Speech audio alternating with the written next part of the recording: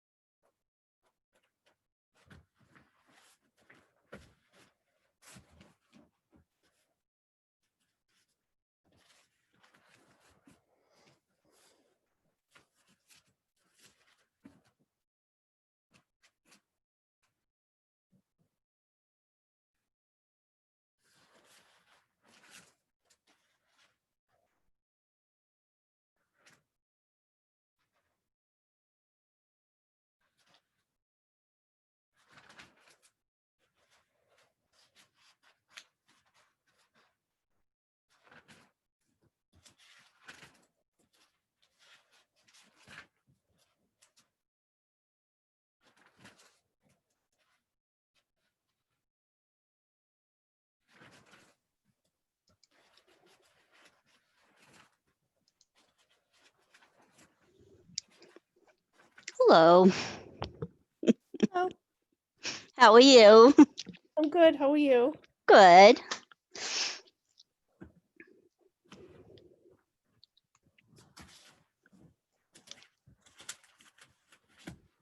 How did your week go? Okay. Didn't get as much done as I wanted to, but that's all right. What I did get was okay. That's good. Yeah. So just got stuck on a certain part, and then I had some ideas before class, but I didn't get a chance to finish it. So hi, Nick. I I totally screwed up on the time tonight because I'm 2 hours behind you guys, but we were 3 before the time change, and I forgot, and I came on, and I'm like, why am I the only one here?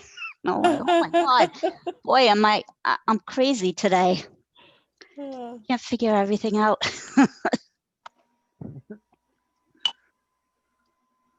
Hi. Hello. Hello. Hello, hello. Hi. Hello. How is everyone? Good. How are you? good. What a goofball. I asked the question, then I couldn't hear the answer. Oh my goodness. I'm just silly sometimes. All right, we're just waiting for Dawn. We'll give her another minute here. We're right at the top of the hour.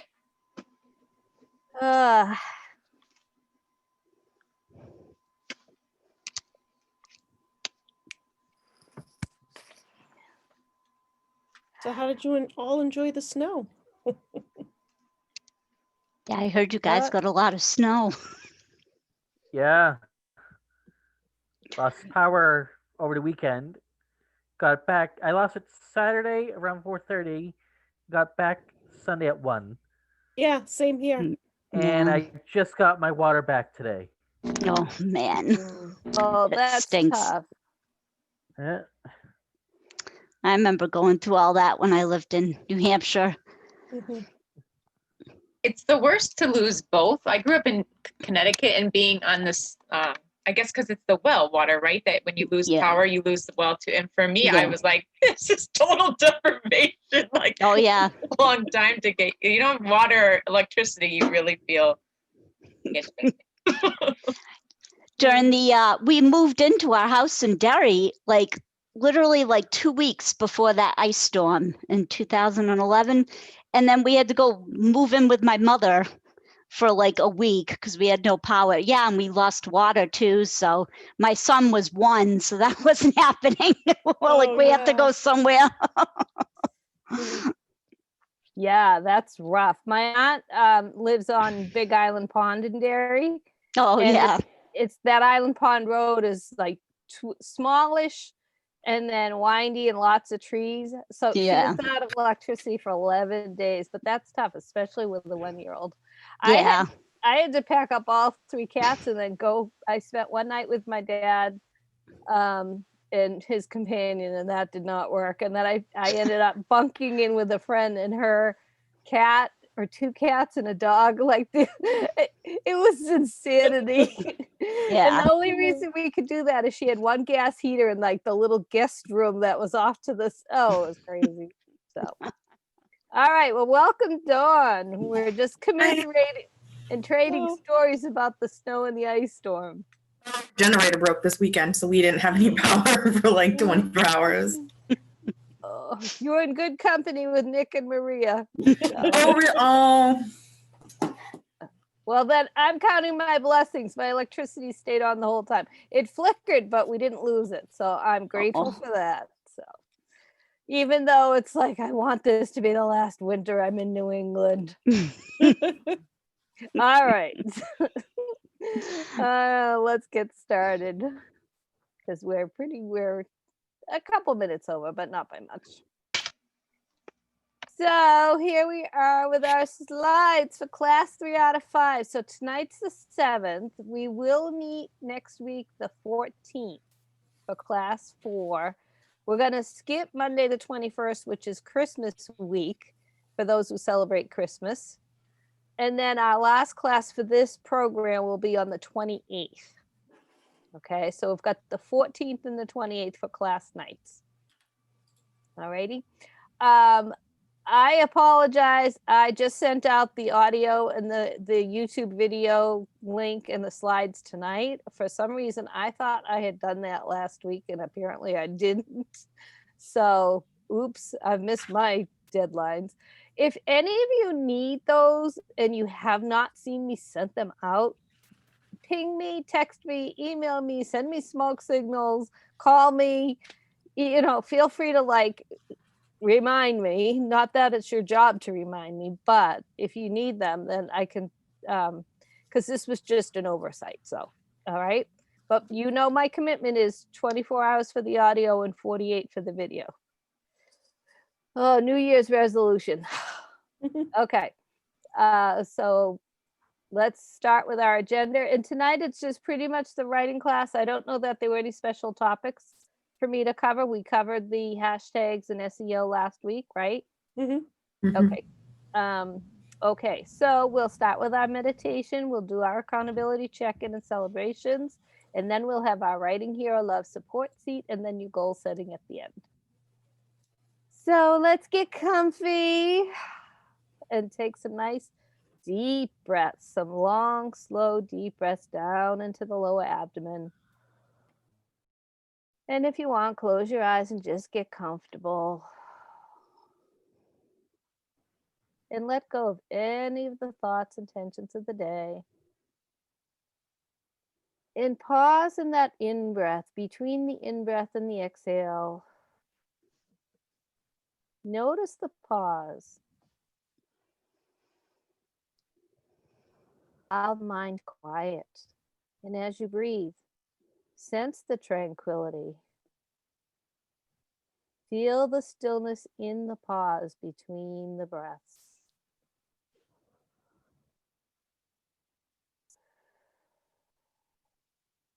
And notice your body even more. The sensations of temperature, of pressure, of any constriction, or any feelings of relaxation.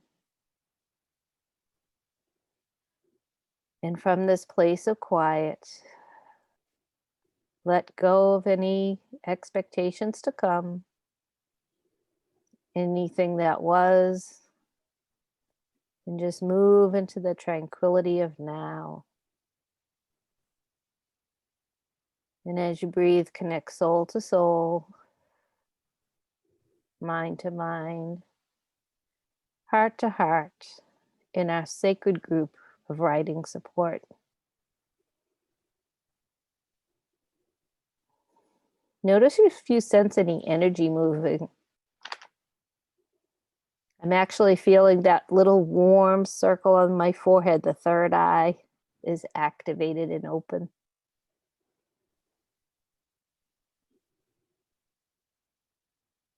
And inside my body, it feels light and bubbly. My heart is connected.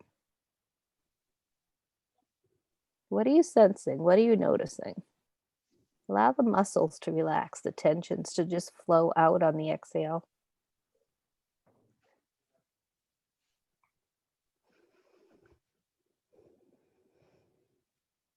And if you'd like to comment, you can please do so at this time.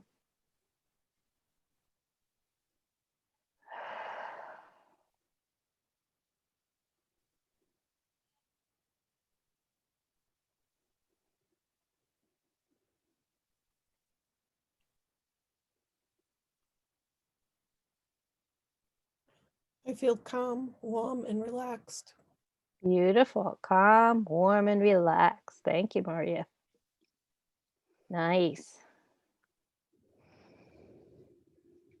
Yeah. All right, we'll stay in that energy and we'll move forward into our goal accountability. Any celebrations, any challenges or insights are always welcome also. And who would like to check in first?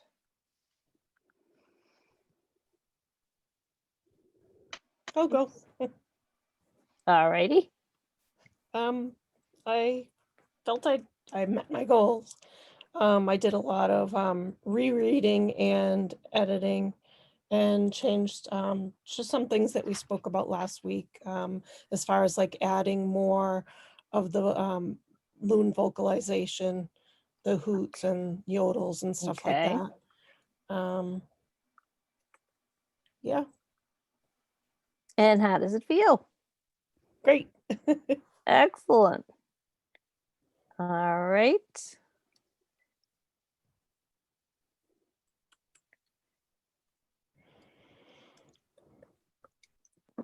Celebrating Maria. Good job.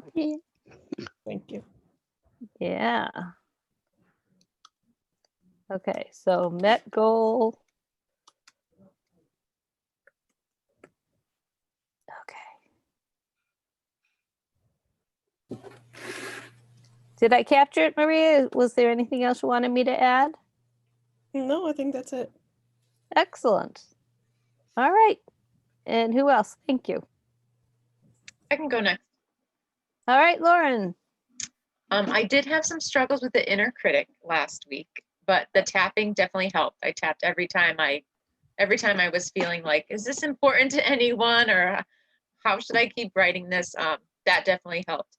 And I was able to finish the blog post and think of more content ideas, not as many as I wanted to, but I did make progress. And Okay. ended the week with a webinar I did, which was very interesting. So overall, it went good, and the tapping was really helpful to get through it. Great. All right. Super. So you've really got a tool now that you can pull out at a moment's notice and self-administer it, right? And it's pretty quick. Was it pretty quick? Usually it's pretty quick. It was pretty quick, yes. I was wondering if it was too quick, but I felt better after. So I felt like that's the point more than the speed of it, right? Okay. That's the trick. You tap, like, you know, sometimes it can be a quick adjustment. Other times, you know, like if you trip into a deeper like trauma, whether it's a big trauma or a little trauma, it could take more processing. But the point was, you've got the resource, you've got the tool, you can self-administer it when you need it. And generally it's pretty quick for that energy, either reset or uplift. Mhm. I think my word for 2021, one word, and what I'm talking about is setting a theme word for the new year. Instead of New Year's resolutions, it's like, what do I want my theme for 2021 to be? So ignition came to me today, igniting my passion, igniting my writing, igniting my business, but also up leveling, right? So that's what you're doing when you're doing this tapping. You're actually up leveling your capacity. So I think that's awesome. The if I can also comment, you know, that those messages from the inner critic of like, why am I bothering with this? Does anyone even pay attention? Will anyone read this? Those, you know, it's the inner critic, but it's self-doubt. And you're on, in a sense, that's the entrepreneurial journey. Okay, because you are trying to write your blog, create your following, and ultimately monetize it and make a profit. So guess what? Welcome to the journey. You're right on target. So there's a celebration, even though it's kind of painful. Okay. That is good to hear in a sense, yes. Well, yeah, and I'm laughing in solidarity with you, not at you, because you know the clients I coach, as well as myself, and then my coaching supports. We've spent hours on this stuff, and that's the theme for today. Can I just tell you, I've spent 3 hours with different people tapping and coaching and being 1 hour being coached today. That's the theme for today. And this is, I think, the energy we're in at the end of 2020, and we're setting up for 2021. So you are in fine company, you know, you are. So, but yeah, that's the power of the tapping. Okay. Thank you. You're welcome. You're welcome. Okay. Now I just went and flipped something else. And by the way, I actually finally took my own advice and made my own hypnosis tape for me for success. And that's where the hypnosis can come in and work beautifully with the subconscious. So I'm running specials. If you want, if any of you have your bonus sessions, you can take your bonus writing support and use it for customized hypnosis script, and you just play it and you go to sleep at night and you wake up, feeling energized and confident. And, I was so on purpose the other day. So that's just a little tickler. And, I've got one client who's doing hypnosis week after week, and it's incredible where she's going with that. So use these tools. That's my point. I'm sorry if that was a promotion, if that was a plug like that. It's more about, we have these ways of working with our subconscious to overcome the inner critic and these other voices. That's what I was trying to position this as. Okay, so thank you for letting me indulge that. Okay, so celebrations, Lauren. You're doing it. All right, this is great. Okay, who's next? Enough of my babbling on. Chrissy, you want to go? Yeah, sure. Okay. Well, I got my writing done my 3 times a week. I did not finish chapter 15. I did hit a little rough spot, but I know I'll figure it out. Just another scenario I have to think about that I'm not sure on yet. So. All right, and how did that feel? All right. I mean, it started off really good, so I like the way it sounds. So I just have to figure out where I'm going with it. Yeah, and so that's part of the writer's process as well, right? So it's like you can start thinking you know where it's gonna go. It could either take a turn or you could stall out a little bit, and it sounds to me, and correct me if I'm wrong, you just need a little more percolation time, right? Yeah. So it's usually if I walk away and I come back, and I'm like, oh, I could have done this. Like it didn't occur to me before. Yeah.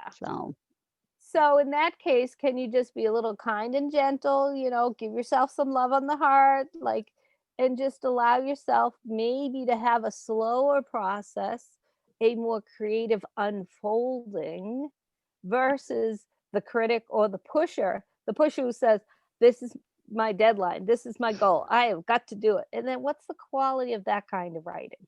Yeah. Right? We're connecting up to source so that it downloads. We're connecting up to the writing flow so that it's easier. We're not struggling with it. Yeah. Okay. Yeah. So, and then, Lauren, I'm going to go back to you for a second. You used the tapping so that you weren't struggling as much with it. Yes? Right. Yeah. Perfect. All right. That's cool. So yeah, Chrissy, just use that little percolation time and you know what? Let it unfold, right? Yeah. Cool. Yeah. Good job celebrating for that. Thank you. You're welcome. All right. So we've got Dawn and Nick. I'll go. Okay. I got done what I needed to get done. Yep. So, but I didn't do a continuity read yet. I have to still do a continuity read. Mostly because I didn't have any electricity this weekend. So I was lucky that I had that I managed to take a shower. So. Okay. So, sometimes I can type and talk and other times I can't. All right. So here's the deal with that. Isn't that life with a capital L? Yeah. So we just got to give ourselves a little bit of love and compassion for that stuff too. Okay.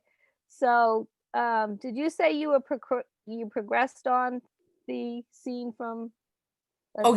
That's done. Mm-hmm. Oh, okay. There we go. So I just need to do the continuity read. All right. So excellent.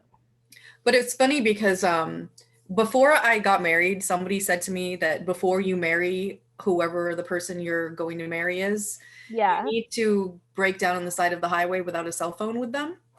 And it will tell you if they're the person that you're meant to be with or not. Yep.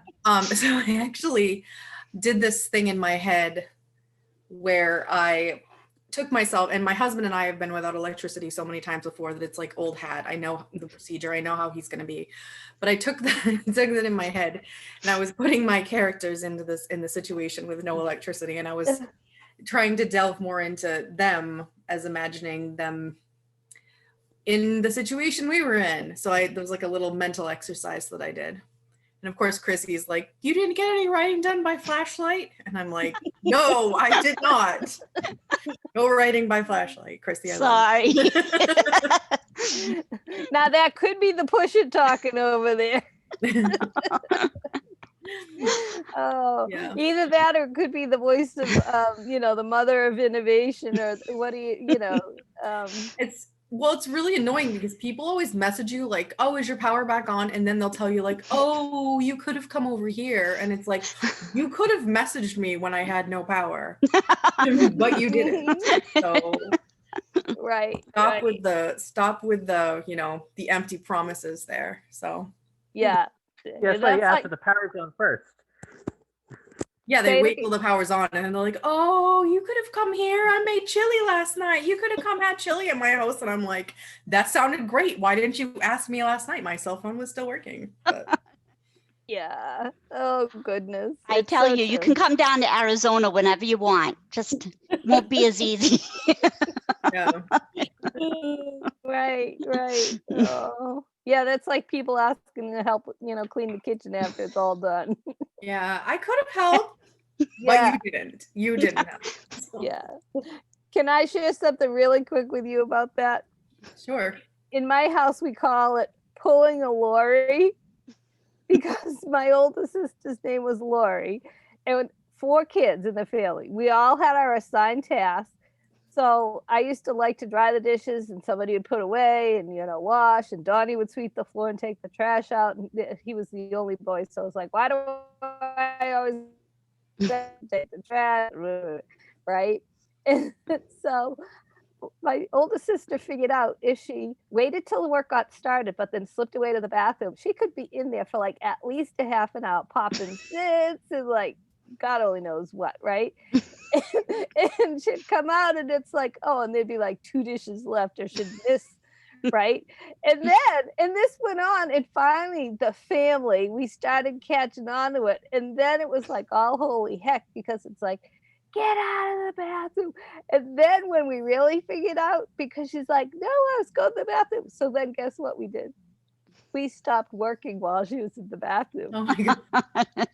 That's great. Yeah. And then she finally came out, and not a stitch had been done since, not a dish, not anything. It's like, we were waiting for you. And that was when she finally knew the jig was up. But that became a saying in my family. It's like, you're pulling a Lori, you're not pulling your own weight. So That's awesome. yeah, gives you a little bit of insight into the psyche I grew up in. Okay. Feel free to use that in your novels. Don't name names to protect the innocent. All right. Anything else, Dawn? Nope, that's all. Otherwise, celebrating what you did get done and the progress you're Thank you. making. You're welcome. And so, Nick, my friend, how's about you? Let's see what your goal is. Another person who lost their electricity. Yep. So, But I have finished chapter 19. I've started chapter 20 officially. Oh, that's wow. awesome. And like I said, I lost electricity last weekend, and I almost pulled out a notebook, and pen, and just started doing it the old-fashioned way. But the power came back before I had to resort to that. Okay. So you prefer the electronic means, then, it sounds like. Yeah. Good. All right. But celebrating that you survived, and you finished and you started. So that's it. Like, are you in flow or what? Yeah. Yeah, that story's coming along. Awesome. Terrific. Okay, so let's go for our writing hero love support seat. And who's up for reading? I know Dawn's going to read tonight. Who else? Me too. Lauren? Yep. Anyone else? Because we have some time tonight. At this Chrissy? time, I'll go. All right. Maria, did you want to read any of your edits? No, I don't think so. Okay, will you prepare and read edits for next week for us? Yes. Okay, so Maria for next week, which is the 14th. All right, and then Nick, we'll put you down for next week probably if we don't get to it tonight. Okay. All right then, so Dawn, why don't you take us away? And as always, if you're looking for any specific critique factors, let us know. I'm not looking for anything specific, but as I get further along in the story, I feel like I need to share this with people. The story becomes a lot more personal to me.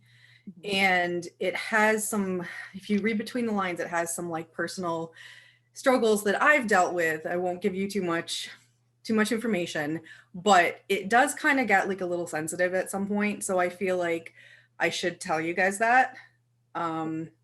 It does deal with the characters as they go through like their fertility treatment and stuff. So I just feel like I should put that out there before we get halfway through it and people are like, you know what, this is too close to home or something. So I want to be respectful of everybody else's space here.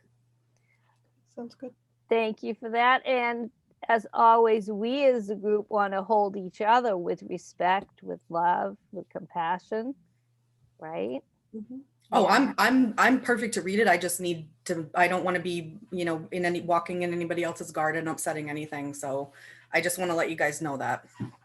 Okay, thank you for that. And I will take the accountability as a coach that if anyone is triggered and has a reaction hearing Dawn, and if you need extra support, you do reach out to me.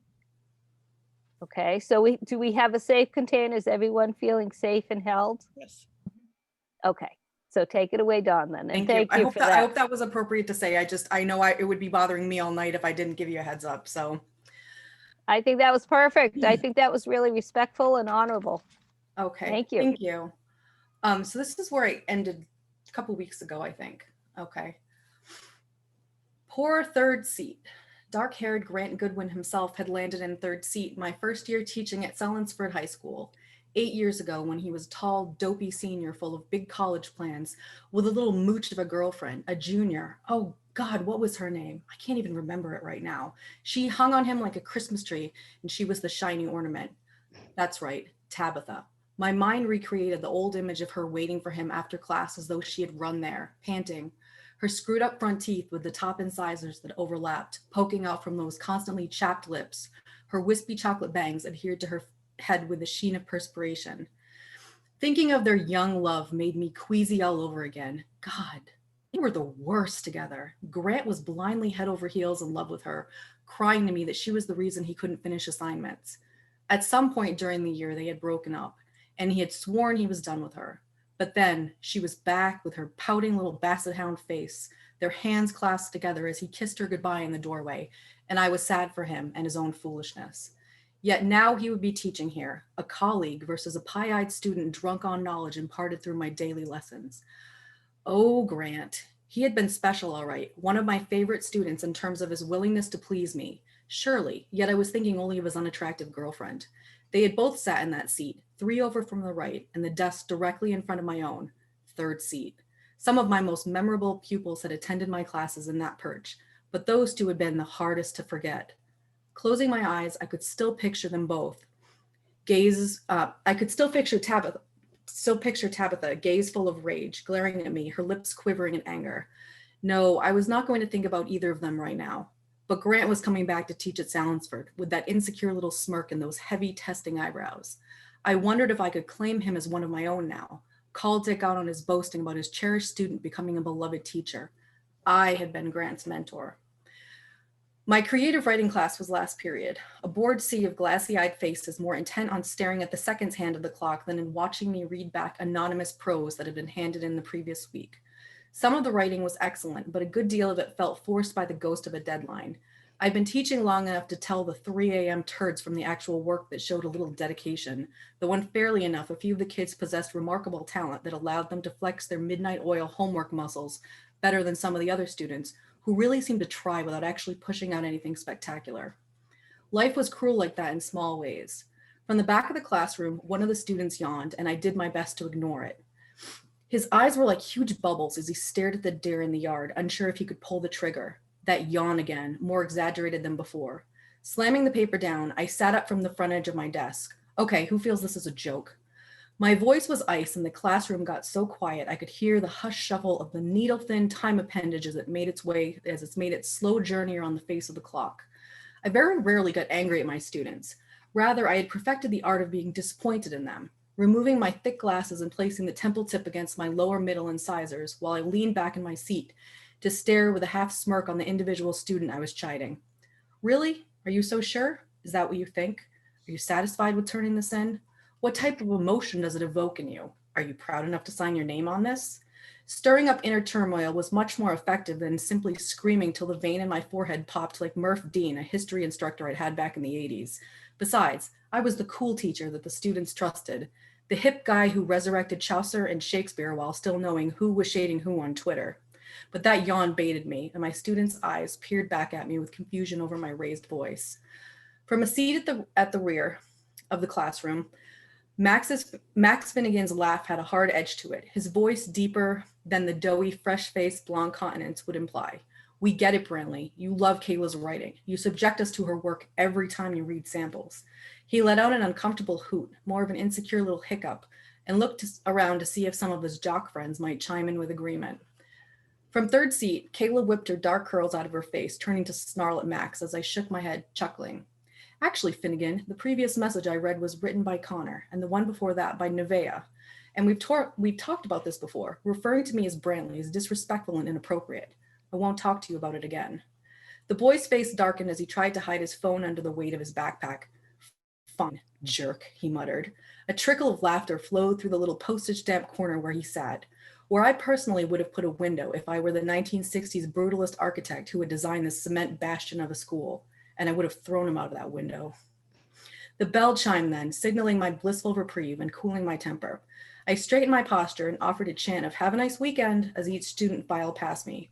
Connor Lackey, the only other senior in my class besides Kayla and Max, paused a moment, his orange t-shirt still wearing sweat stains from gym class.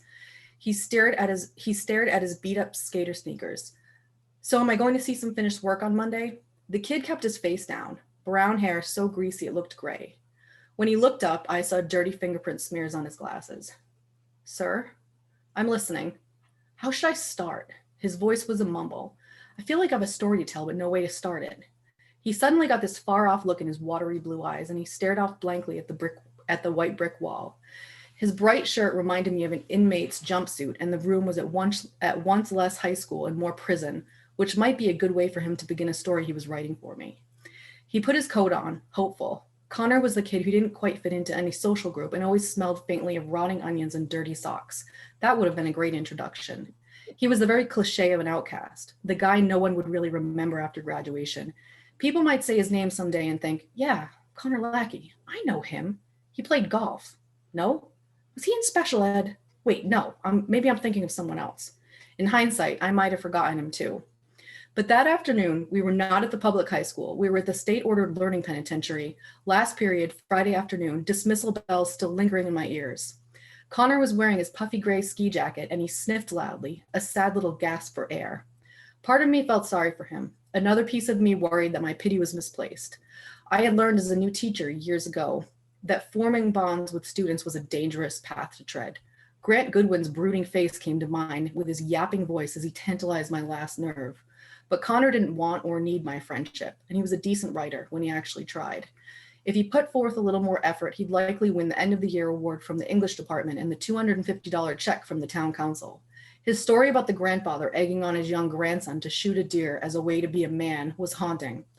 Cringing when I had skimmed it the night before, I was remembering my own uncomfortable upbringing. I had read the neatly typed pages 4 times. She has cats. I cocked an eyebrow at him, reminding him of the outline he had turned in weeks ago. She has cats, he echoed. Tons of them. Like maybe 100. The cats. Talk about the cats. They define her? I suppose. I really couldn't stand the way he clipped all of his words. His gaze drifted off again and he snorted all of a sudden, aware that his nose was running as he pulled his hand up to cover the snot making its way from his nostrils. Sorry, Mr. Brantley, he mumbled into his mitten-covered paw. The cats. I got 'em. His voice was muffled by the wool and the sudden fact he was pinching his face to stop the faucet. Connor gave me a weird twitch, like a half wink with a half nod of his head, and he ran off then, released to his weekend freedom. Later, buddy, I called after him, pushing up the sleeves of my dark blue sweater. Don't forget the cats. He was already 2 weeks late turning in his finished creative writing assignment. I imagine him now running down to the bus, waiting outside, his wiry legs taking 3 steps at a time, like a wonky slinky toy awkwardly making its journey down the stairs, his dripping face obscured still as he shouted for those in the path to get the heck out of the way.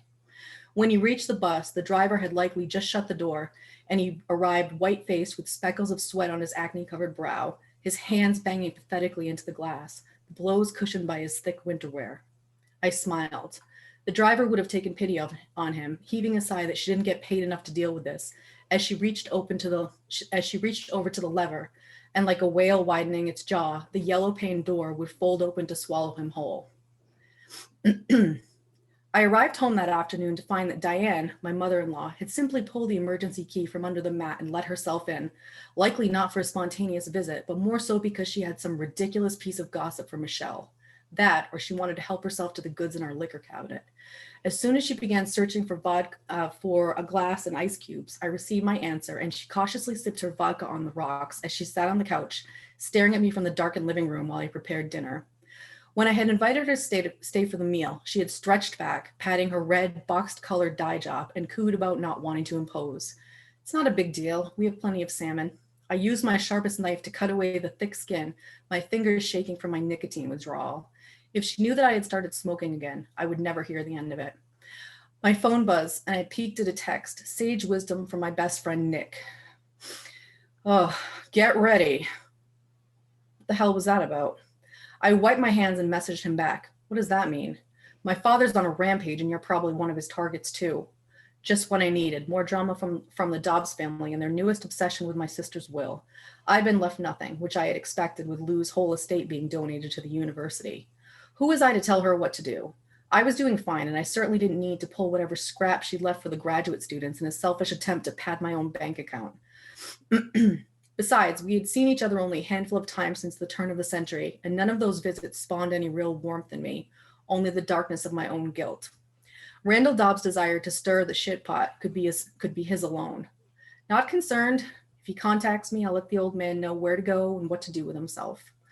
My wife arrived home, her kiss on my cheek, telling me that she was already over the words we'd shared that morning. Seeing her mother in the living room, she froze. Hi, Ma.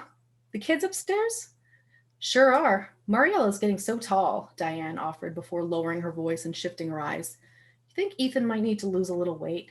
Ma, so help me God if you say that in front of him. He's 12 and he's short and his voice hasn't even changed yet. He'll probably hit a growth spurt and lose all that baby fat. Get over it. Well, speaking of babies, she cleared her throat and I raised my head up, grateful to see Mariella bounding down the stairs to give her grandmother a kiss, her brother, ignorant of the cranky woman's criticism, offering a friendly hug as well. I yanked on an oven mitt and pulled the lemon pepper fish from the bowels of the stove, bringing it to the table where my family had crowded, more with routine annoyance than with love. What is that? Diane scoffed. Fish. I smell fish. It's salmon, Grandnan, Mariella laughed. It smells repulsive. You know I can't eat fish, Michelle. Well, Casey can make you something else. I frowned, annoyed, as I juggled the bowl of green beans and plate of canned 2 brown biscuits on my way to the table while the rest of them sat there, not lifting a finger to help. What would you like, Diane? Maybe a tuna sandwich would be nice, with tomato if you have it. She gently moved her chair and nursed her alcohol. I don't mean to be a pain. Tuna's fish though, right? I questioned. Peanut butter and jelly might be better. Fine, I'll eat the salmon. She pronounced the L when she said it. Diane cocked her head at me. Your hair is getting very gray, Casey. I don't know if it's a good look. Ma, Casey's hair is fine. Michelle stabbed a green bean, a patronizing smile on her lips. Baby, you're still very handsome. I chewed my fish, the food in my mouth becoming a ball of sludge that was hard to swallow. I was vain and she had hit a nerve. My hair wasn't that silver, and besides, I was dignified looking, more Anderson Cooper than homeless guy in the Manchester Common. At 6 feet, I had the runner's body that Jeremy couldn't claim with his rotund beer gut, and I didn't have his scratchy, scraggly beard that looked like, I'm removing that, sprouting on his face. Diane grinned at me as she ripped her roll in two. I heard her voice in my thoughts. Yes, but Jeremy managed to get Michelle pregnant twice. Did you know, Michelle, Diane began, that I saw Jeremy today? Speak of the devil. Is that so? Mm-hmm, at the post office. He told me he and Pam are expecting again. Michelle's voice choked and the room spun with the insensitivity of the old lady's comment. I hated Diane for baiting my wife, goading her into flying off the handle. For what? To prove that she knew some hurtful gossip first? To land that initial punch? She knew pregnancy was a taboo subject for us, and her eyes shone with cruel pleasure as her daughter became crestfallen. My wife took a breath and started slowly. Ethan, did you know this? Yeah. Mari, did I know that Dad's having another baby? Yeah, Mom. I've known for a week. I need a minute, Michelle offered, her voice shaking as she rose from the table. My heart plummeted, and I knew the small fight we'd experienced that morning would be nothing compared to the crippling conversation she'd want to have now. I saw it in my head already and threw my napkin down, chugging the rest of my water glass before trudging up the stairs to find her in the master suite. She was lying on the bed, turned away from the door, her arms wrapped around her thin body. Taking a deep breath, I lovingly reached down to touch her shoulder, and she pulled away from me. Michelle, darling, please, your mom's here. Don't do this now. She flinched and flung herself up, a Venus flytrap activated by a tantalizing insect. Why won't you consider it, Casey? I want to try again. I want to have a baby. Her words hit me like 1,000 punches. We had talked about this before, a few times more recently, her mentioning revisiting the specialist with the same misty-eyed hopefulness that I felt when I would drive up to Nick's beach house and see whatever new vehicle he had parked outside, before understanding his reality was not my own. Even attending the small shower today had been grueling. I can't do it again. I won't do it again. You and I decided that we wouldn't have children. We decided together. God, I'm 38. I'm not old yet. You're only 43. We were all ready before. She flopped back on the bed, defeated, her eyes now overflowing with tears. You have no idea how hard it's been, she sniffed as my anger percolated. That's not fair. Watching Ricky open those gifts today, laying each pint-sized garment across her bulging bump, had already played with my patience. The sting of my wife's statement brought back the old loss and inadequacy that I had struggled with until I'd finally told myself that I had found peace with the fact that I would never be a father to children of my own. We did all we could. No, we didn't do enough. Every month and the test was negative. Even when we gave up and we tried on our own, I heard so many stories. I knew it would happen for us, and it didn't. She slapped at her damp face. I just wanted to have a baby with you. This is 4 more for Jeremy now. He's going to have 6 kids, and we can't even have 1. I slumped next to her. It's not going to happen naturally. They told us. It did, she hissed. Emily, I carried your baby for 7 weeks. It happened. I winced at the memory of her miscarriage. For years, I hadn't wanted children. My ex-girlfriend Val had been vocal and passionate about her take on never becoming a mother, and so I had accepted that if I was going to be with her, we wouldn't be parents. But years later, I had learned that Val and her husband had a child, and shortly after, Nick got a girl pregnant. Why was it so easy for everyone else to conceive a family? Nick's daughter was the product of a one-night stand with a woman whose last name he hadn't even known. I wanted to laugh at the unfairness of it all. My own father had hated his children, my sister fleeing to the safety of graduate school during her parents' messy divorce, while my mother, the other woman, was heavily pregnant with me. Yet after I was born, both of my parents had resented me as a puny, time-sucking ball of emotions who never shut up. Maybe I couldn't have children because I wasn't supposed to be a parent. If I was anything like my own father had been, I was already predisposed to a cruel mix of coldness and screaming. We could try again, my wife pleaded. You want this. You're a great dad to Mari and Ethan.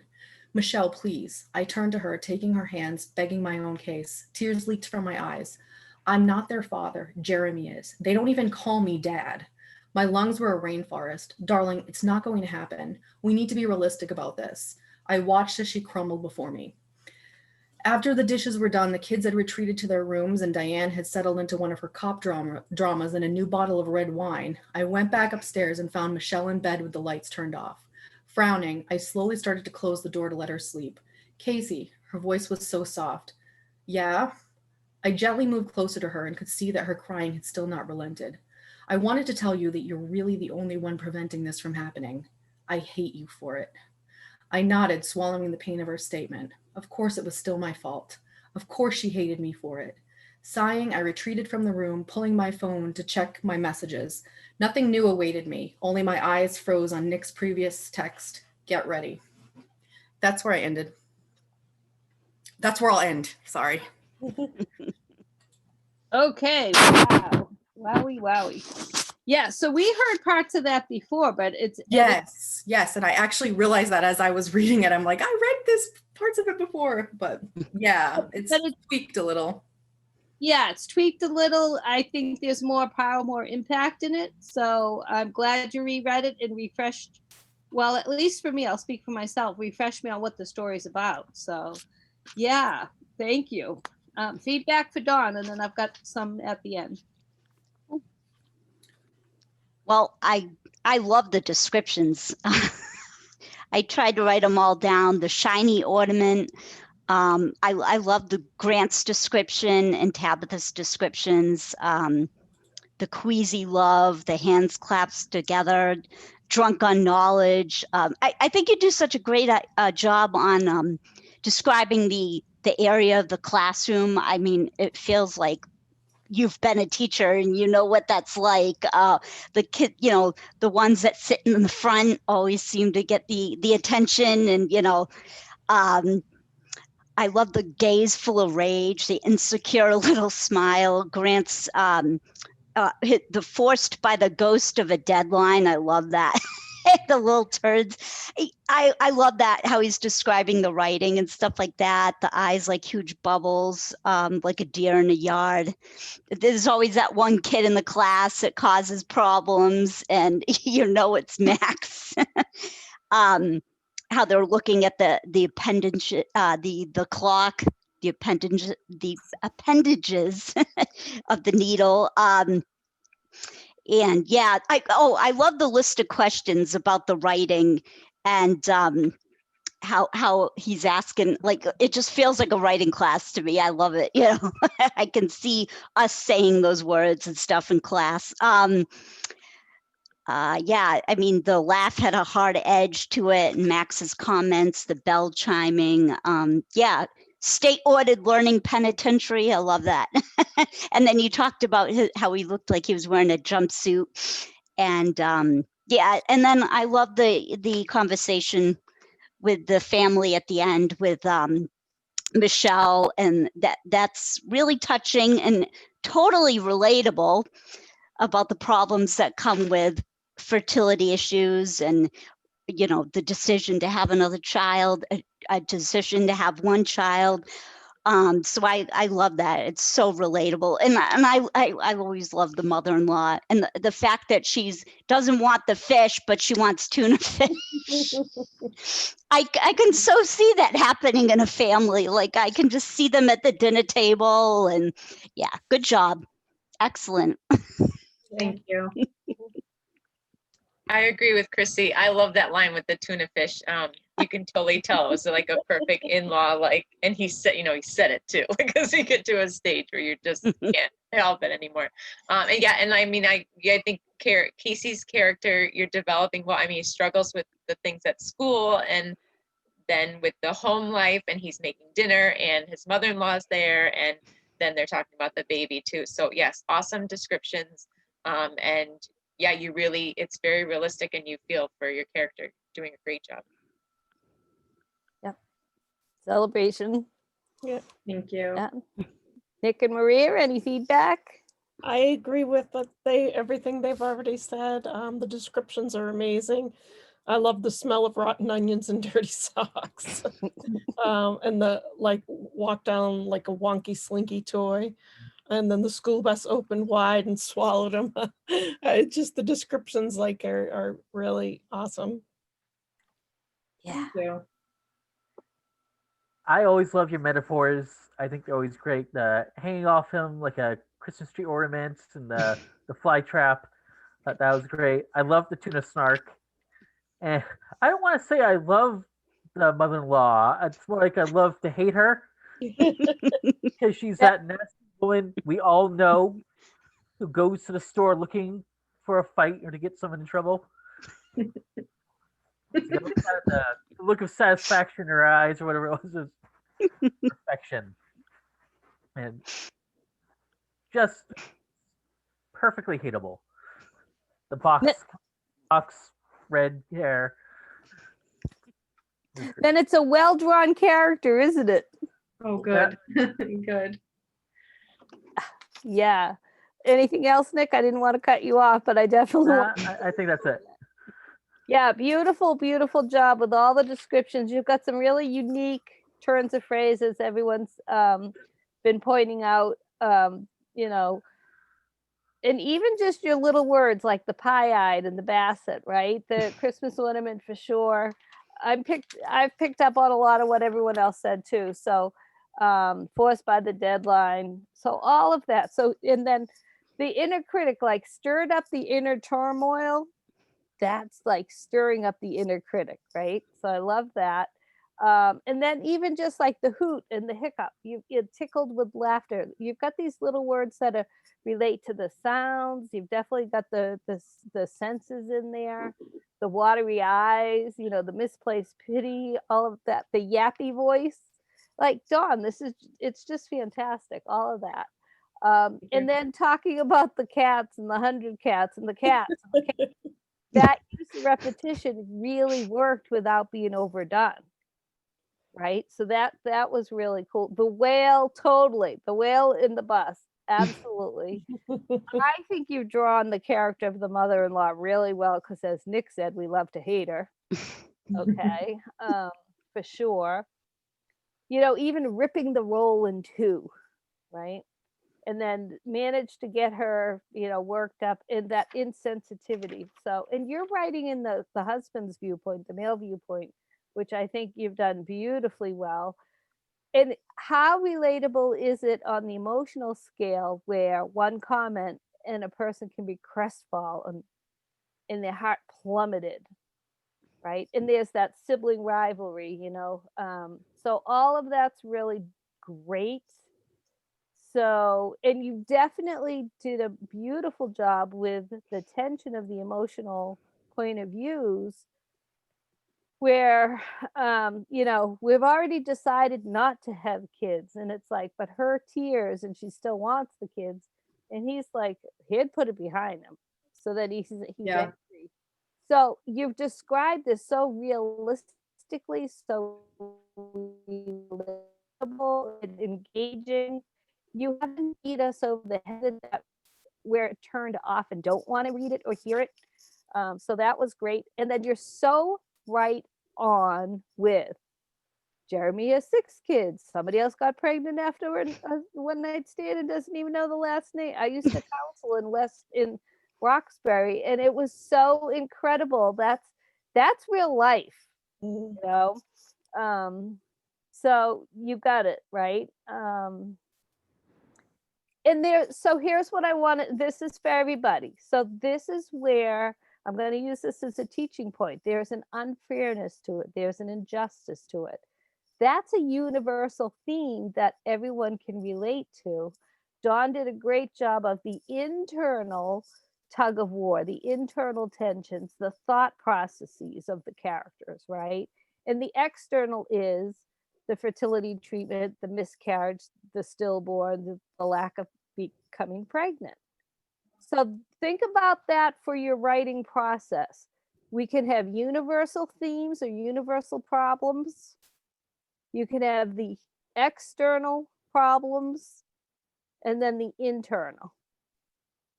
So when you address that, that's how you can make your characters develop. They can have motivations. It will guide their decisions and their actions. And I heard it all in Dawn's piece. Oh, thank you. You're welcome. You're welcome. So great. Yeah, the lungs like a rainforest. And then I hate you for it. It's like, oh my God, the impact of that. Okay, so there we have it. All righty. So well done. Thank you for reading. So Lauren, yep, celebration for Dawn. And then Lauren, you're up. Yeah, Dawn, actually, before Lauren, you start, Dawn, how does it feel to receive the feedback from the group? Really good. This has been like a super therapeutic story to write. Can I tell you guys something else personal? Yeah. My father died last year, and I decided that I was gonna start writing after my father died. And the scene where the boy is going into the teacher and telling the teacher he doesn't know what to write is literally because I was so hell-bent on writing a story and I didn't know what I wanted to write about, that I pretended that I was talking to one of my high school English teachers, and she was guiding me through it. Well, that teacher convinced her friend to ask my mother on a date. And my mother is now dating this man. And like, so I have this like kind of, I like haven't come to terms with it yet. Like it's very fresh. So like, as I sit at my computer, like writing this, I'm like, I hate you so much. Like, I don't know. I have to be completely honest. So like a lot of that vitriol, like it's the writer putting it. I don't know. Yeah. That's just a fun little fact that the world works in mysterious ways. Sure. Yes, and you're doing beautifully because you're using that vitriol. You're using your life experiences. It's not that I don't like him. It's just, it's very weird. It's like my dad was with me for 40 years, and now he's not. And now there's a new man. And it's like, I don't know how to, he was one of my teachers in high school, and it's strange. Yeah, so keep writing because it's a good way to process. It's a safer way to process, right? So yeah, and it's way better than just suppressing it inside your body. This is, I just switched into coach mode. You know, from a stress response, it's way better than suppressing it and repressing it and causing damage inside of yourself. So as writers, it's way better if we can use our writing tools and processes and our tapping and loving on ourselves to help, you know, move that emotion as energy. So, and breathe it out. Keep breathing. Right? And it certainly makes your characters richer, I would say. Yeah. I like ask him questions and he's like, why do you need to know that? And I'm like, no reason. Yep, there you go. All right. Thank you for that info. So Lauren, definitely take it away, my friend. Sure. And I just wanted to add, Dawn, that where you immerse yourself in your characters and process them out, it's so effective in your writing, in your descriptions and the emotions. So it's really, it's working. Thank you. I appreciate that. Yep. Celebrating. Okay, mine is titled 5 Activities to Ease Indoor Boredom. The days are long, but the years are short is a quote by author Gretchen Rubin that resonates well with me as a stay-at-home mom. I remember the seemingly endless length of time caring for a preschooler, toddler, and baby. Some days, I would repeatedly look up at the door leading to our garage, hopeful to see Greg's figure walking in from work.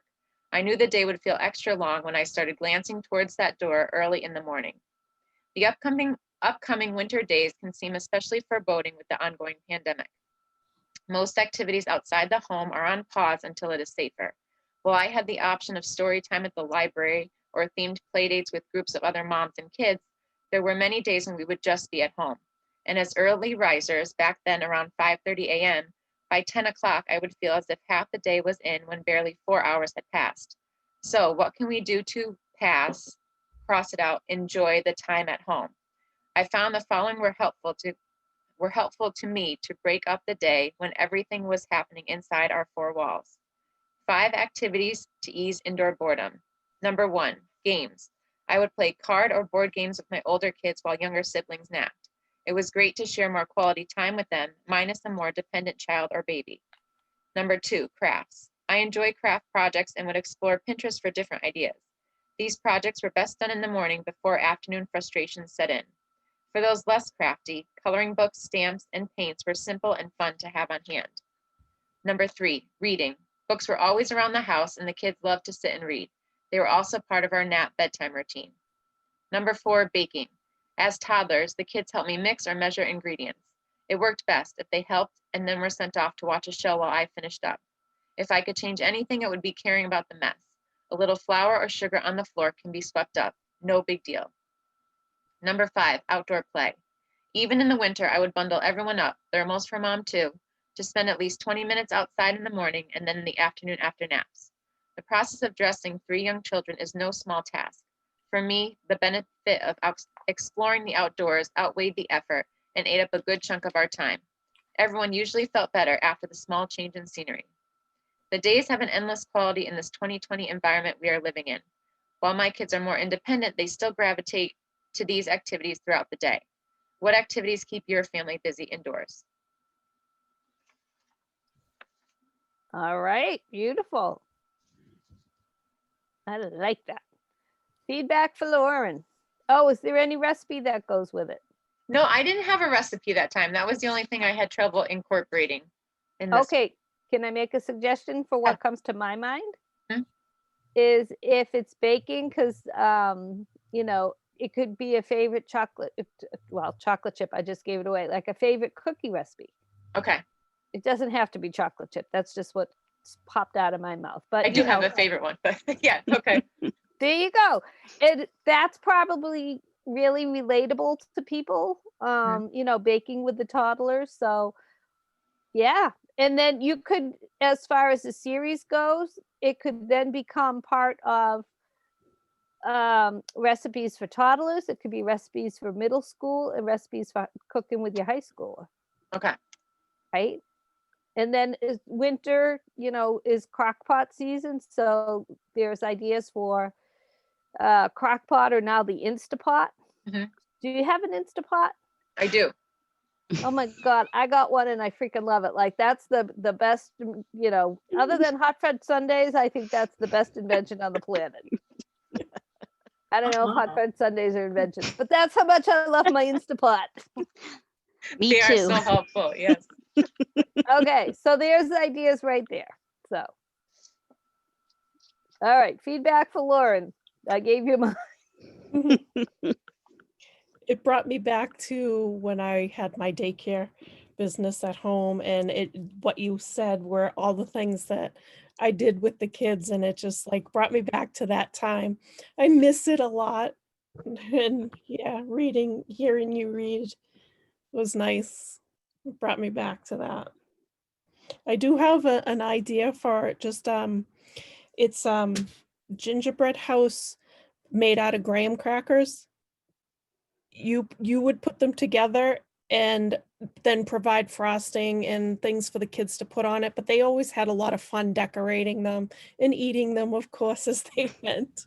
Oh, that's such a good idea. But yeah, it was a fun, easy way to do a gingerbread house. So just a thought. That's a great idea. Thank you. You're welcome. I love it because you. that's me right now. We have kids that are the same age. So I'm like, what do we do? When I was a kid, my mother literally would like take bus. This is so awful. My mother would like take bus fare. And I don't know if we didn't have a car or something, but she would take bus fare and be like, we're going to Kmart. And we'd like go to Kmart. And that was like our weekend afternoon or whatever, just go to Kmart and shop for a while. But like, you know, when you're snowed in and you don't have the ability to just take the bus to Kmart, like you have to be super, super resourceful. And I realized like after I had my daughter that like I am missing that piece. So I can use all the nudging that I can get, because for me, I'm like, you know, I don't feel like I'm super crafty and super creative. So when I see things like this, like posts like this, it inspires me like, oh, I don't even think to like read a book, you know, like snuggle up, make some hot chocolate, read a book. You know, the bus to Kmart is cracking me up because that was like my mother's version of the outdoor play. We're just going to get out of the house now. But yeah, that's a great idea. Getting outside and playing, doing the baking projects, doing crafts. One that I was thinking you might be able to put into is if you have a good recipe for homemade Play-Doh. Oh, that is a good one too. I like that. That's really good. Yeah. That's awesome one.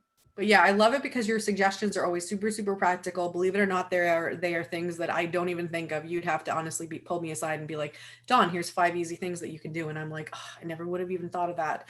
I love Maria's idea about the graham cracker house, because I literally had one of those Trader Joe's kits and I was trying to super glue it together. It didn't work. But just like super easy things like that, little holiday things that you can do. I don't know. You just have that resourcefulness that I don't have. So thank you for that. Because I rely on blogs like yours to give me those ideas because they don't come naturally to me. So good job. Thank you so much. The graham cracker gingerbread house with royal icing to stick it together. That could be another blog post. That right? is, yeah, I love that. That's a great Yeah. idea. Okay, Chrissy or Nick? Yeah, I mean, I loved it. It actually reminded me a lot of when my son was little, because now that he's 10, he just wants to play video games. But when when he was younger, we did puzzles and all the things we talked about. So it brought me back, and I was like, oh, we could still do those things. And it's true because last year, and I've never made pretzels before, I decided I wanted to make pretzels. And it's like one of my favorite memories now with my son as he's older. Like, he had so much fun making them in different shapes. So that's another thing you could do. That was a pretty easy recipe too. And there was flour everywhere. Like, I didn't want to even have a rolling pin, so I was using other things to flatten it out and stuff. But you know what? We had a great time. But I loved how you mentioned if I could change anything, it would not be to care about the mess. And it's true. Afterwards, you're like, does it really matter? You know, like, you had a fun time with them. And actually, other ideas would be the Instant Pot. I'm always looking up Instant Pot blog posts. I use my Instant Pot like 3 times a week, so I'm always looking. And I need to find good chicken recipes because my son only likes the texture a certain way, and so I'm always looking. So I love the Instant Pot. So that's a good idea. I love the gingerbread house idea as well. I always cheat and just buy those ones at the store, but he still has a good time. We buy one every year, and he has a good time putting it together. So, but I love how you talked about enjoying the time at home and everything happening within the 4 walls. You know, I like that. He talked about the endless quality of the days indoors because, yeah, it's becoming a little, in the beginning, it was like, oh, okay, I can handle this. This is fine. Now it's like, oh gosh, you know, we're not getting out. We are starving now for things to do. And, you know, and it's kind of like, it's so easy just to sit around and not do much. And you have to kind of work at it. And yeah, I mean, we're going on 9 months now on this pandemic, and it's good that you're writing articles like this because people are really looking for it. So good job. Thank you. You need to do an Instant Pot post because I hate my Instant Pot. Every time I use it, I feel like I'm going to have to call the police or fire department and have them like save my house because I worry that I've like pressurized the thing and it's going to explode. Anything I've made in there comes out tasting horrible. So please do one for me so that I can finally, or when it's different times, come to my house and show me how to use it because it just isn't happening for me. I will gladly. I trust you guys. I respect you guys, but for me, it's a no-go. Chrissy sent me a recipe. She's like, it's so good, Dawn. You have to try it. And I was like, oh, it's made in an Instant Pot. Nope. But you can make it in. Nope. It's done. Oh, I love my Instant Pot. Yeah, I don't know what it is with me. So please, Lauren, do it for me.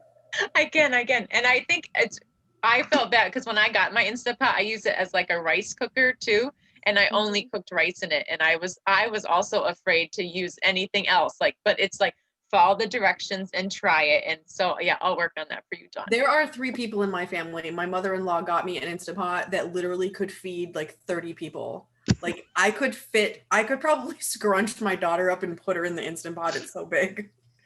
It's ridiculous. I don't know which size she got, but it's huge. So I don't even need it. So, but yeah, I need help. Good job. I like that. Yeah, Dawn, there could be some past life or karmic memory thrown in there because my grandmother had trouble with her pressure cooker. So it's like, you know what? That's where one of my soul clearings comes in. We work on that on the energy level. So clear that ancestral energy. A few years ago, I was going to get a pressure cooker and my husband was like, no, you're going to blow up the house. Yeah. He doesn't have any faith in me. Yeah. You know what Go ahead, Chrissy. Oh, sorry. I was going to say too, you know what I've seen is other people like that have some blogs, and I know it's the Instapot, but they actually get on and they all cook together and they have like almost like Mary Kay get-togethers, they get together and they cook meals, or maybe you could record something and somebody else could make it and all talk about how it came out. You could do a lot of stuff with that podcast, all that stuff. There you go, Lauren. You're being called into a bigger visibility. I love the idea of you could create your own cooking show. Yeah. Cooking with Lauren, right? And then you embed the videos into your blog. So it's like, Chrissy has thrown the gauntlet down. Okay, Nick, last but not least here, do you want to add anything? Oh, I don't have kids, so I can't personally associate as well as everybody else with this post, but I do have nephews. And I remember I did send them a gingerbread house kit last year. I sent it down to them in Virginia. And I'm told they loved it. I sent it to them because we had it on sale last year because we had like an overabundance of them. They had too much in stock, but they really enjoyed it from what I heard. And yeah, I think gingerbread house is a great idea. Cookies, stuff like that. Awesome. Thank you. Yeah, I don't know anyone who doesn't like the gingerbread. And you, Chrissy said, or whoever, I think it was Chrissy, so right on about the mess and like taking it easy. And then it's such a precious time and it does go by fast. So yeah, and Nick, I'm sure your nephews did. I think that's wonderful. I'll echo everything everyone else has said. Another series you could do is like, what are the top books that you read? So see how you started with this blog post? Now you can link it to another blog post. Here's the top 6 books, for reading, like cuddling up on the couch and reading with hot chocolate. You could include the hot chocolate recipe over there, right? Or top 5 books, like you pick the number of books. Whatever that looks like. And it did remind me of games my mom would do when we were growing up. So it's like, when we were growing up, we were so poor. No, she would take a shoebox and she would cut it out like a garage, and you'd have a wide opening for like 5 points. You'd have a narrow opening for marble. You'd try to get a marble, you'd flick a marble on the floor. That's the type of mom I had. Like, she'd get on the floor with us. And then, so like, narrow was more points, medium was, it was like 25 points, 15 points, 10 points, whatever that. But little stuff like that. That might be too old fashioned. I'm dating myself. But yeah, and you know what? It was really super clear what your 5 games were, right? The 5 activities rather. You really make the point for being a stay-at-home mom and the challenges. This one's very relevant with COVID. And then, yeah, it's the winter darkness type thing. So that could be another idea for a blog post, is like meals to uplift your spirit during the dark nights of winter type deal. Right? Another idea for you is December 21st is winter solstice. So you could research if this even applies to you. I'm going to throw it out there, but like solstice, if there's pagan rituals or Celtic rituals for like mulled cider, right? So you could talk about, soul, or even during Pioneer Days, if you want to bring it to America and not do a Celtic theme, like, right? But it's like, how did the pilgrims, or how did the pioneers, or how did the early settlers, how did the people from X, fill in the blank, celebrate the winter solstice? What does it mean? That sort of thing. Do you know what I'm saying? Is that making sense? Yeah. So there's gazillions ideas all around you, right? I love the idea of that Instapot cooking group too, if you set that up. So now you've got some virtual meetings, Oh man, you could do like Saturday night singles cooking, right? Chili recipes in the Instapot type thing. So there's a ton of ways. Yeah. So I would love like a great pulled pork recipe in the Instapot. I haven't done that yet. It's awesome rice cooker. That's originally why I got it. And now I'm like, I've actually fried my eggs because I was like, you could use it for anything. So that's really cool. And I just love your blog posts are, feeling so much more natural, comfortable. The writing is flowing. You've got the structure down pat. So you know what? It's just it's there. Keep going. Yeah. Very happy to hear that. Thank you. Yeah. All. And you started with that quote at the beginning, which I thought was awesome. I don't know who it was again, but you got it. So it's like you're nailing it. Thank right? You're welcome. Okay, so Christy, were you going to be reading next for us? Sure. All right. Daddy, I miss you, said Chloe. Her dark eyes that mirrored Jax's own shimmered with sadness. When can I go back home? She asked, her voice squeaking as she held up her stuffed black and white cat. Patches misses her bed. Oh, sweetie, said Jax's mother, Sylvia, as she entered the camera view and kneeled beside Chloe. Your daddy is doing everything he can to make sure that you're safe. Sylvia looked up at her son, and her brown eyes, normally bright like caramel, deepened to a dark espresso, as if the weight and emotions of the moment had been wearing even her down. And she's the strongest one I know, Jax thought. He doesn't want you to be exposed to COVID-19, and many people he comes in contact with at work may have the virus and not know it. Sylvia gently wiped at Chloe's tear-stained cheeks. He loves and misses you so much. Believe me, he's not happy with this arrangement either. Sylvia tucked the gray and white hair behind an ear and met Jax's gaze as she continued. We missed saying goodnight to you last night. Jax sat back in his chair as his throat dried and a lance of pain speared his chest like he'd been pierced by an arrow. After the two of them had ice cream at the park, Lexi and Jax decided to head back to his house so she could finish writing and he could complete some of his tasks. One of them included his regular call to his mom and daughter, Chloe. He watched on his computer monitor as Chloe looked down at her stuffy, her long straight hair falling around her face and obscuring more of those falling tears. I'm a terrible father. Maybe he should just hope for the best and let Chloe come home.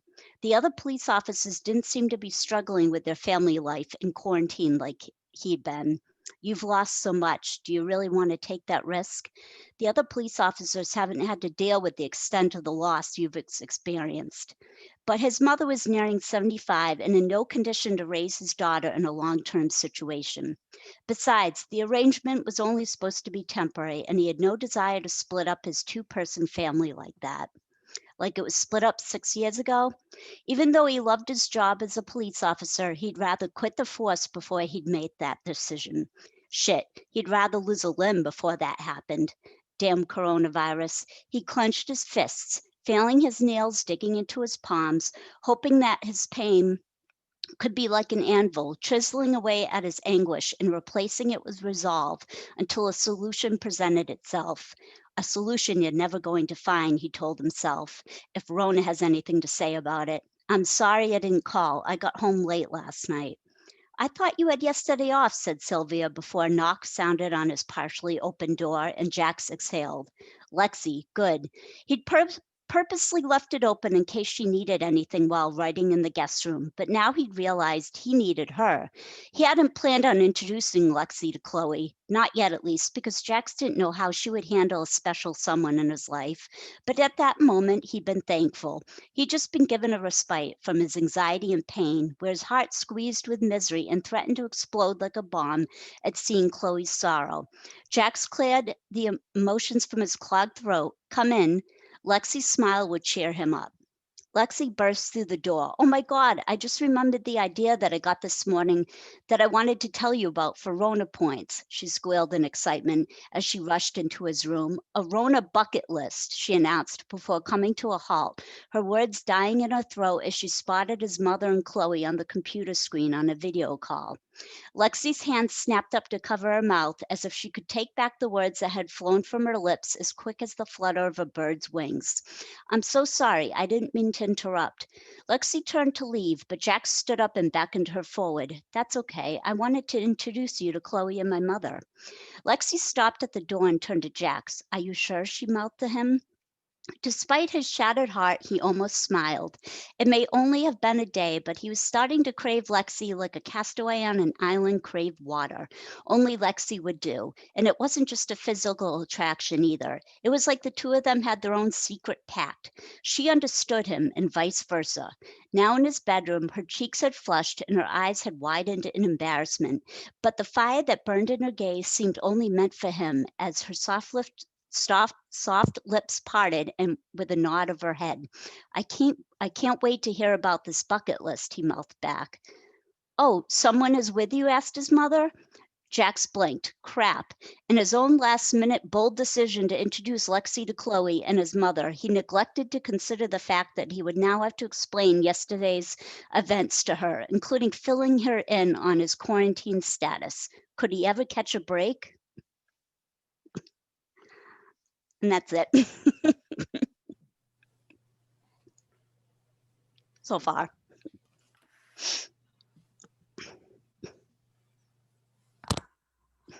I love it, Chrissy. Thank you. I mean, I guess I feel like I'm at an advantage because I know a little bit more of the story because you've shared a little more of it with me. But you're piecing it together so nicely, and the descriptions are beautiful. I keep loving how you have made Rona a person, because it definitely feels like that's a constant presence in their relationship. It's almost like, and I know you're writing romance, so it's almost like the kind of third wheel in their romantic relationship. There's just kind of extra baggage that they always have with them. Yeah. I really love that he's zooming with his daughter. I think that's really sweet. You really brought home how hard it is, like not being able to see the little girl. And, obviously a lot of people are feeling that because they can't see their family members. And it's especially difficult because that's his daughter and, he can't see her while she stays with the mother.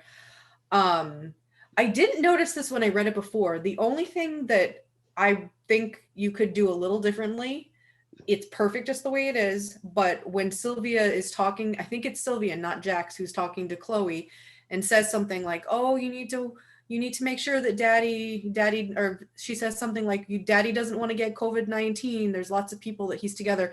Mm-hmm. And I think that where she's pretty young still, that might be a little too technical. Okay. Yeah. But I just noticed that now because I didn't notice that before. And it's honestly, it's fine if you want to keep it the way it is because, maybe they have talked and grandma does use, words like that and everything. So she knows exactly what's going on. I mean, I know kids nowadays, my daughter, it took a little while and then finally she's like, COVID-19. Oh yeah, we can't go anywhere because of COVID-19.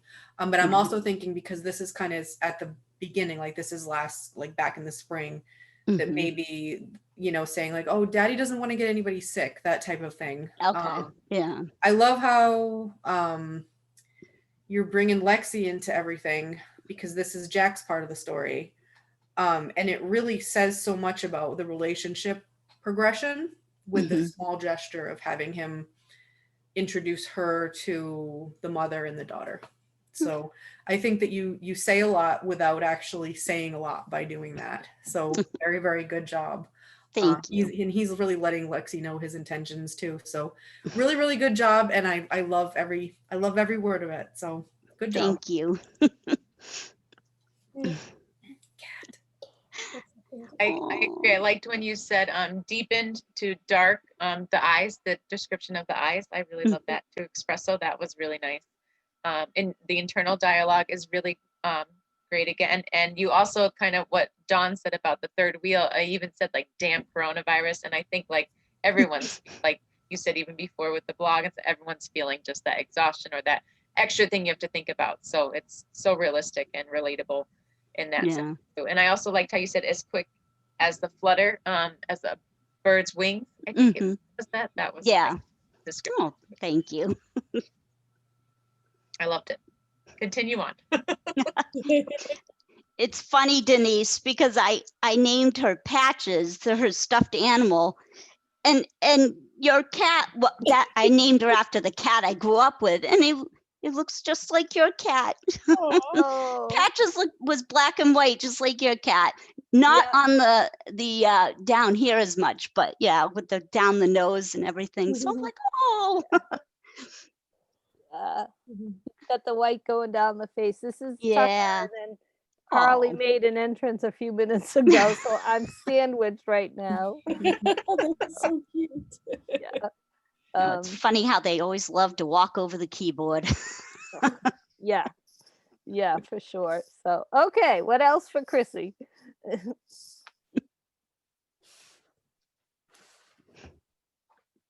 All right, well, I'm going to echo definitely those turns of phrase that you're using. The flutter was great. You know, the lance of pain in the heart like an arrow, that was great. You're drawing the character of Sylvia. And how old is Chloe? How old is the little girl? I said she was 6. I think That's what I thought. that's gone back and forth because I said it's been only a few years, so I need to figure out the exact age, but I'm figuring that out as I go. So she might be a couple of years younger, depending on what happens here. Okay, So, that's fine. Dawn's point is very well taken about how COVID is explained to her and how much to inform a 6-year-old or an 8-year-old or a 4-year-old. You know, it's all going to be different versus worrying them. So, you know, I'm drawing on my experience with Caleb, who's 9 years old now. And, you know, clearly he's very aware, but it's been a journey with him. And children, I mean, they're inundated with the news, even if they don't understand really what was, especially at the beginning. He just knew all of a sudden it's like he couldn't go to school and he couldn't see his playmates and his best friends. And he was like, I hate COVID. He didn't even know what COVID was, but yeah. so all of that's very well taken. And the fact that she has a little, you know, stuffed animal cat, you know, that is more the 4 to 6-year-old age. By the time they're 8 or 9, maybe not as much unless she's regressing because of COVID anxiety. Yeah.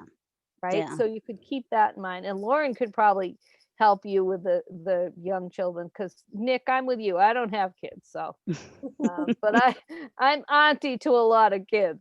Yeah. All right. Definitely that third wheel. Dawn picked up on that beautifully. It is that triangle, which is a classic in romance and in life. You know, shit. What did you say? I can't read my writing. But the damn virus, I think you said the word SHIT, you know, fizzled anguish, like all of that was really great. So you're moving this story along beautifully between the internal dialogues, the dialogues, introducing, you know, Lexi to Sylvia in such a natural way, you know, but Jax is also very deliberately left the door open. So I love where this is going for sure. Yeah. Thank you. You're welcome. And I don't know that I have the extra baggage, you know, it's like, it's all there. Yeah. I don't have any really like corrections, and not that you need my corrections. You know what I mean? Like if there's any tweaks, no, keep going with it. And because I think it's unfolding just beautifully. Thank you.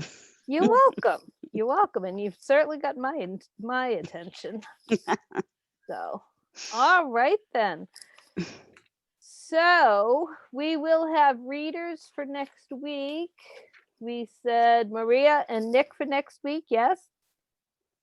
And time permitting anyone else, but we'll focus on you two for next week. So any last comments? We're a couple minutes early here, but just, we need to set our goal. So we're right on time. Don't you love being right on time? All right. So we did our writing hero love support seat. Oh yeah. So here's, actually, let me do this. Who read last week? Was it Chrissy? I read.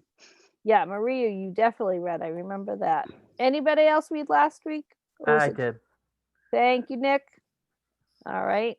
And so tonight we had Dawn, Lauren, and Chrissy. Next week we're going to have Maria and Nick for sure. Yes? Yes. All right, cool. I want to keep us on track, and I want everyone to feel like you're getting a fair turn as well. Okay, so let's write down your goals for 12/14. And just as a reminder, we won't have class on the 21st, but next week is the 14th.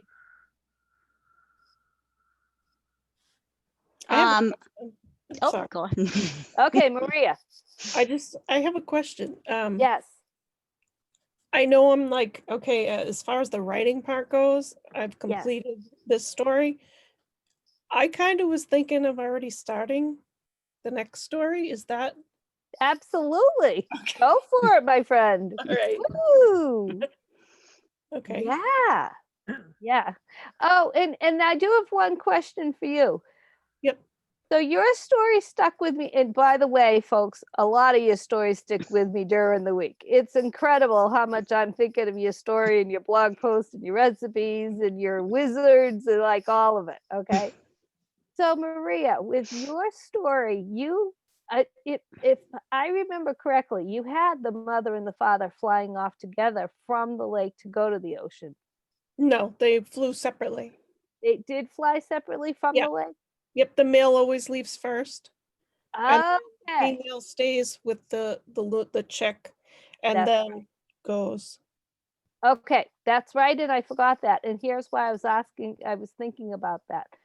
Now that makes perfect sense, because otherwise, when the father was explaining to Ray about how he thinks the mother died because he hasn't seen her, what was stuck in my brain is like, well, if they were traveling together, wouldn't he have known what happened to the mother?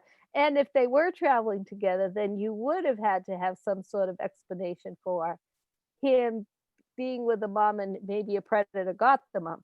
But you just explained it. So see, you just took that completely off. I forgot the father left earlier. Yeah. It means she was with Ray longer, which is perfectly why she flew off. Ray flew off a couple weeks later with, right? Yes. Problem solved. You're good. And my curiosity is assuaged, whatever that word is. Soothed. Okay. Wait. Thank you. Don't use words you can't pronounce. But that's the word. I can spell it, I just can't say it. Assuaged? I think so, yeah. I don't know. All right. Good. Appeased. It's appeased. Appeased works.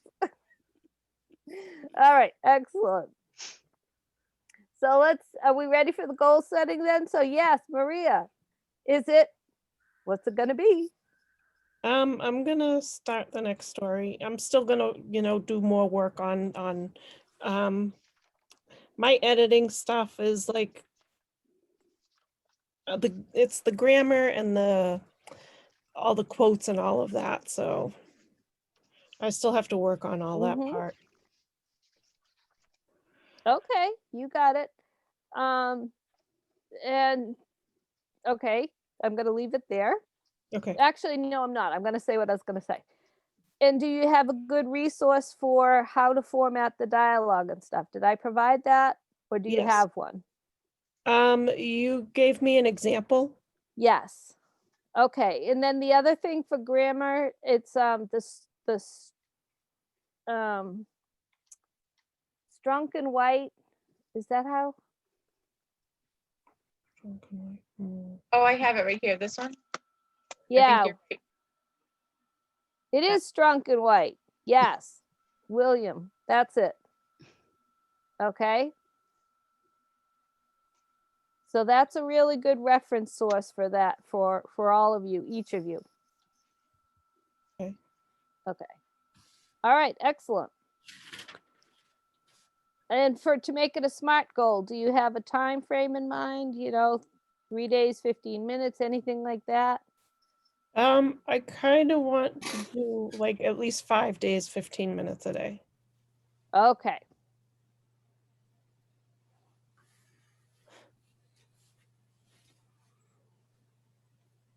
Cool. Excellent. Good job. All right. Who's next? You know what? Let's just go from the bottom up. Lauren, would you like to? Sure, I can go next. Okay. You all gave me such great ideas. So I think another blog post and continue with content. Okay. And continue the tapping 3 times a week. I think that's going well for me. Okay.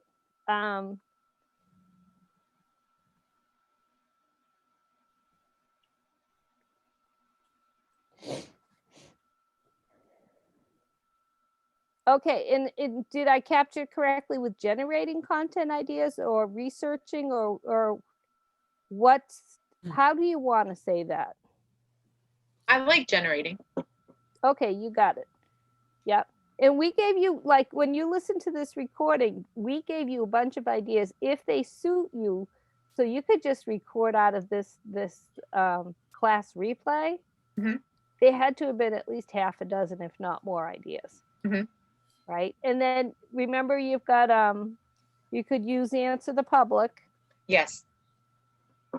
I used them today and they knocked me off. I went, oh man, I did use 3.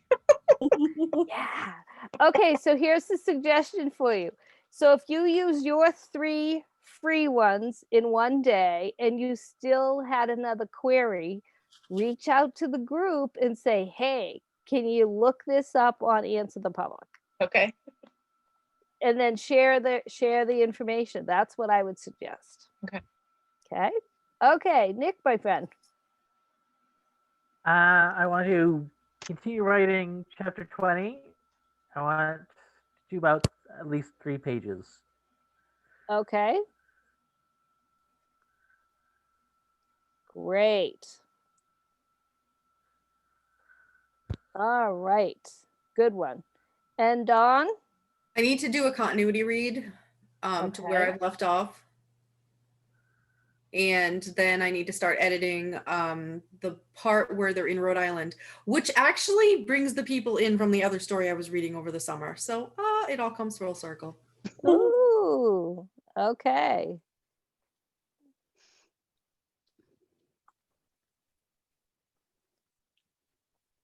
That's just a Love little it. bit of background information. Yeah, we'll include it anyway. Okay. And then any how many times a week or any minutes or anything like that? Honestly, all I want to do is get that continuity read done and feel like, yes, the first part of the story is completely done. And then I'll work on it's written already, but I need to edit it and bring it back up to where it needs to be for Okay. the writing style now. So that's what I want to get done. Okay, and what I want everyone to notice is how clear that is, like both Nick and you know, okay, sorry. Your goals are really clear. Okay, so Maria and Lauren, you've got the 3 times a week, you've got the 5 days, 15 minutes each. Mhm. We don't have that specifically for Nick and Dawn. However, Nick and Dawn are really clear in what that entails to write those 3 pages for chapter 1 continuity. Mhm. So do you see how in the SMART goals, this is a teaching moment in the SMART goals, it's like the goals don't look exactly the same, but yet all 4 of you have clear ideas of what you're doing. Okay. Okay? Yes. All right. So good. Chrissy. Finish chapter 15 and Okay. continue with the 15 minutes, 3 times a week minimum writing. Okay.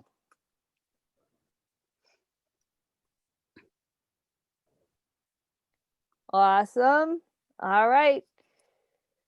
There's your goals for next week on the 14th.